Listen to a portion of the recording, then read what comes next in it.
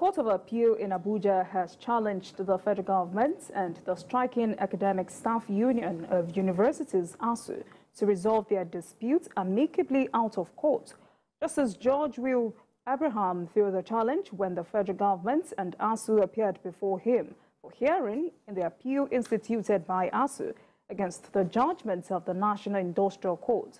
However, new developments indicate that lawyers for the federal government and the academic staff union of universities are yet to reach an agreement, despite the advice to settle out of court. MJ, let me come to you. Was this dead on arrival? Yeah, no, I want to commend the wisdom of that judge who actually admonished the two senior advocates of Nigeria,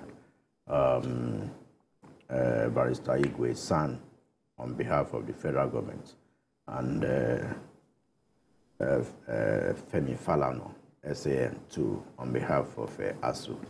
He said he's going to adjourn for about 24 hours to allow them to have a dialogue amongst themselves and also talk to their clients for the sake of our children who have been at home for more than 6 months, and for the sake of the lecturers and for the sake of the nation. Having said that, I think we should look beyond activism in this ASUU strike, and we should look beyond politicking. I think this thing is being politicized now, and I think it is not good for this country. At the last meeting, the Minister for Labor and Productivity, Chris Ngige, stormed out and was accusing the ASUU president of being partisan, of politicizing the whole process.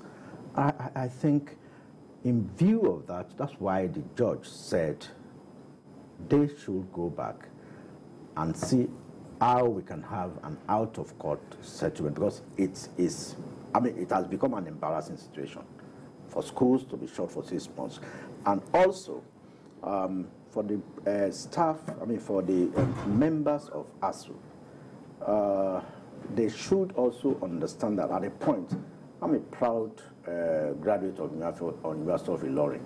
Until recently, for about 10 years, you want to send your kids to University of Ilorin because you know that you have just 4 years. But since they joined us, so how are they doing it then? Professor Oloyede of JAMB now is also excelling in JAMB, made sure that ASUU, that Ilorin was never part of ASUU. It started from the tenure of Professor Rahim Oba. For those 10 years, Ilorin was never part of ASUU until recently. And now, I think they should also ask how Lagos State University is doing it. This Lagos University now is one of the most sought-after schools in Nigeria, because we know that the day you start, you know that you have a 4-year tenure. Also, Ekiti State University has also started that. Today, they matriculated 4,000 students, 2 batches, 2021 and 2022. And I say kudos to Professor Edio Lanipekun, the VC of that university, for being able to pull out his lecturers from the ASUU strike, so that for the sake, he said he appealed to the lecturers, for the sake of our children, for the sake of the country, let us forget about, yes, we have, the demands have not been met, and you see the ASUU president saying that the schools, the universities that are pulling out of ASUU are mushroom universities. You call ASUU a mushroom university? They misquoted the Majid. He actually said, I watched that program. Okay. Did he said he described them as quacks, and he didn't say that. Did he? I watched. Did you hear him call them quacks? I watched him. He said those are not schools. He said they said those are not schools. I watched him. Okay. So I know what I'm talking about. So he was trying to recount. He's taking this thing too far, and I think some people should talk to him. No, but you should know that it's not. ASUU is not a one-man show. Yeah, but even if he decides today that it's not the strike to end, I've said it before. I said you do not know how ASUU is structured. That individual is not big enough, yes, to decide by himself. He's just the face of the struggle. Correct. The same way Jega who later became INEC chairman, was ASUU president. Anybody you put there, Fege was there. Fege also didn't give Jonathan peace. And they went on strike for not less than 6 months. It could have said it is the choice of those universities not to go on strike. I mean, when University of Ilorin, that's not even the. Okay, now, but they are back now. Yeah. When Ilorin is just one school, you know, it's just one school. Whatever they fight for, if it's granted, those schools that refuse to be part of it, they still get to enjoy. Of course, they will benefit. What's it called? TED Fund is a product of ASUU strike. Yeah. ASUU asked for TED Fund. Today, I've seen some state universities that majority of the buildings there are TED Fund buildings. Yeah.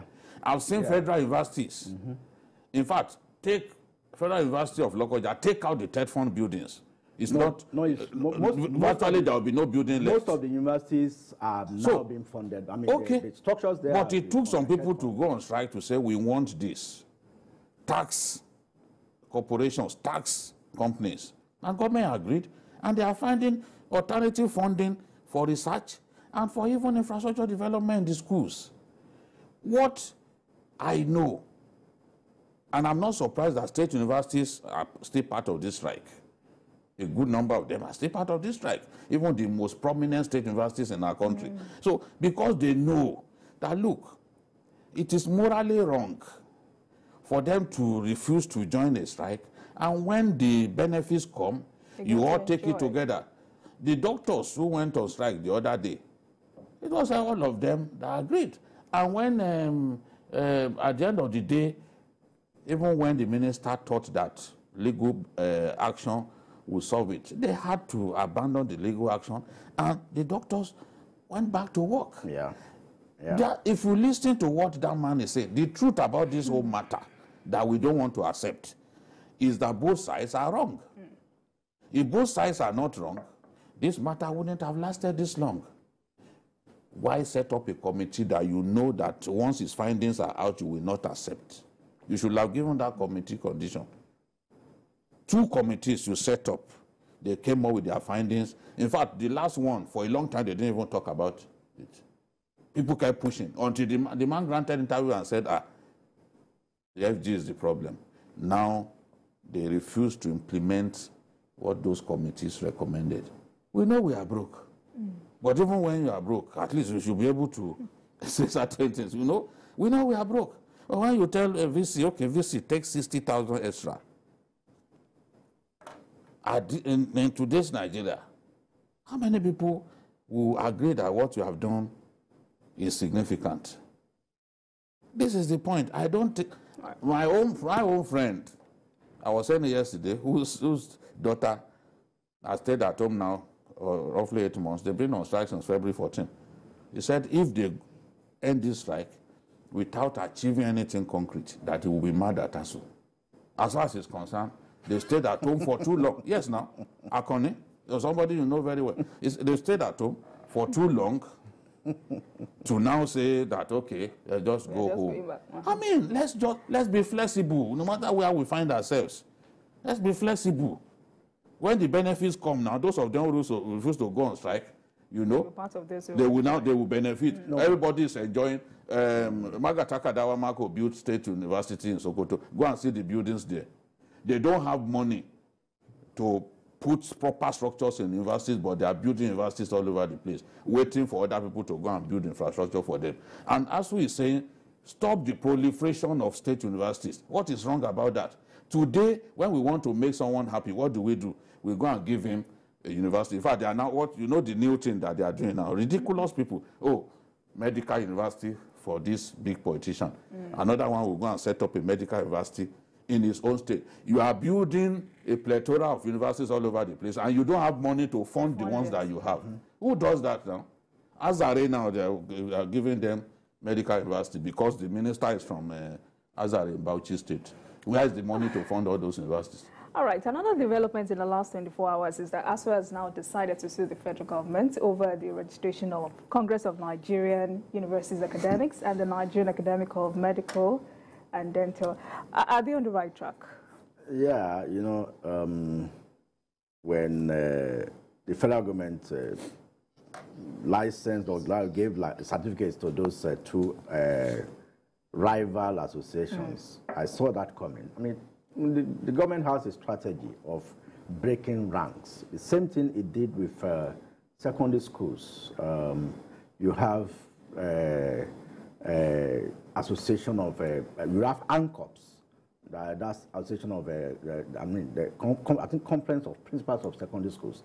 Now, they are supposed to be the umbrella body.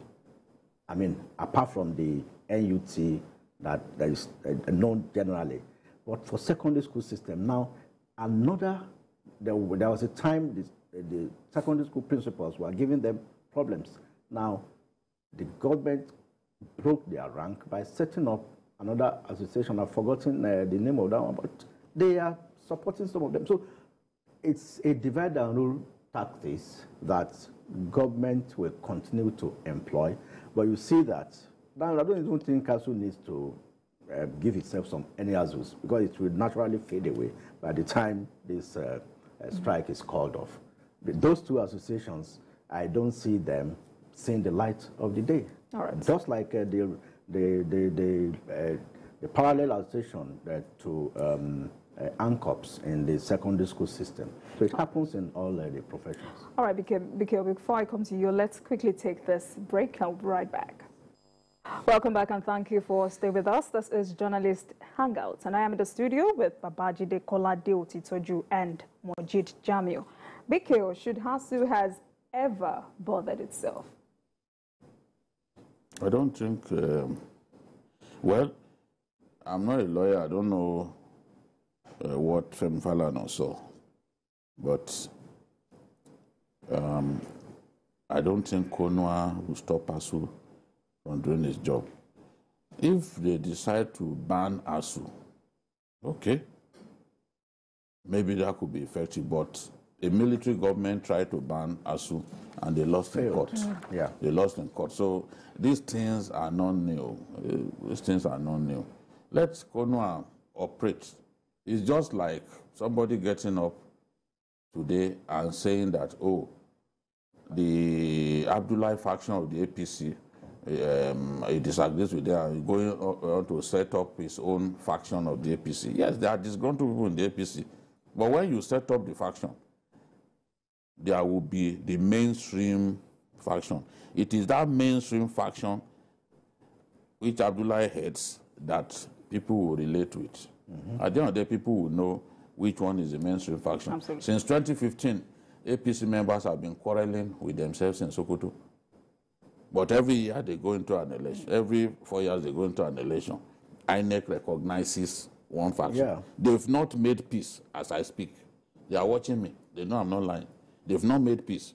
But in spite of that, the party goes on, and there's a mainstream faction that INEC will relate with in terms of who submits candidates and all that. So this thing is not a new thing. As also the case said, they can form 1,000, they can register 1,000 bodies.